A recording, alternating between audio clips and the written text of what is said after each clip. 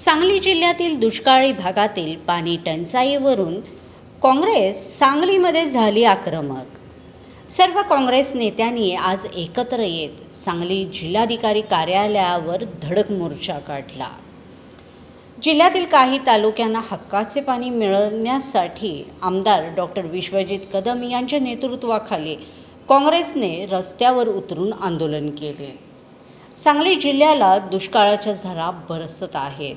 यावर आवाज उठवत आज माजी मंत्री आमदार डॉक्टर विश्वजित कदम यांच्या नेतृत्वाखाली सांगली शहर व ग्रामीण जिल्हा काँग्रेसतर्फे सांगली कलेक्टर ऑफिसवर धडक मोर्चा काढण्यात आला।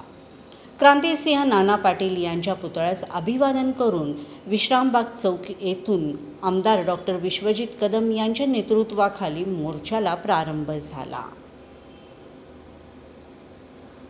जिल्ह्यामध्ये जत, आटपाडी, खानापूर, कवठेमंकाळ येथे चारा टंचाई निर्माण झाली आहे। अशा ठिकाणी मुख्य जनावरांसाठी चारा छावण्या सुरू कराव्यात। म्हैसाळ योजनेचे आवर्तन बिनशर्त ठेवावे।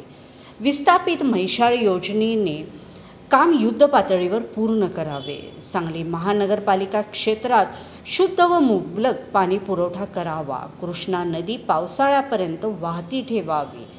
पाणी उपसा बंदी करू नये अशा अनेक मागण्या या मोर्चाच्या माध्यमातून जिल्हा प्रशासनाकडे करण्यात आलेल्या आहेत।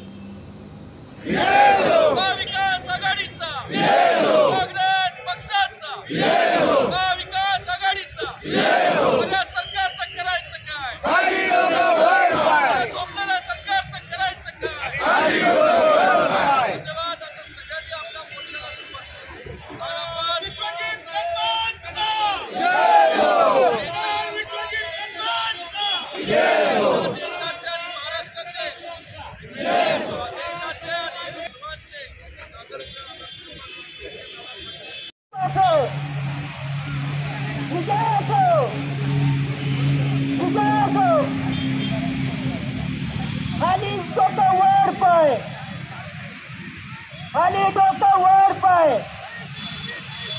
दादागिरी नहीं चलेगी। दादागिरी महाविकास आघाडीचा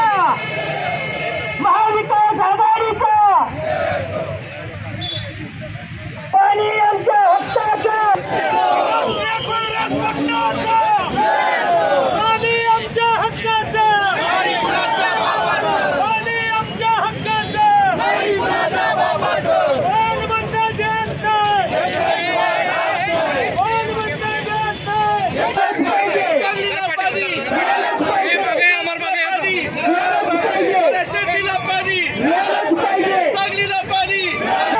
नाही कुणाच्या बापाचं, नाही कुणाच्या बापाचं। दादागिरी नहीं चलेगी, दादागिरी नहीं चलेगी।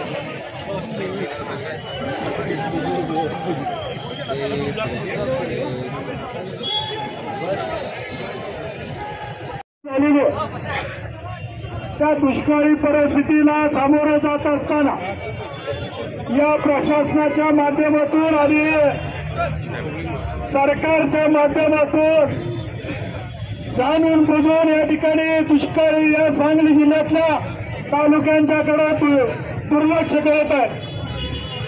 मी या निमित्तानं या मोर्चासाठी ज्यांनी नेतृत्व केलं ते राज्याचे माजी कृषी मंत्री आणि विद्यमान कडेगाव पलूसचे विद्यमान आमदार डॉक्टर विश्वजित कदम साहेब, त्याचबरोबर या ठिकाणी उपस्थित असणारे आपल्या प्रदेश काँग्रेस कमिटीचे उपाध्यक्ष सन्माननीय विशाल दादा, त्याचबरोबर या ठिकाणी उपस्थित असणारे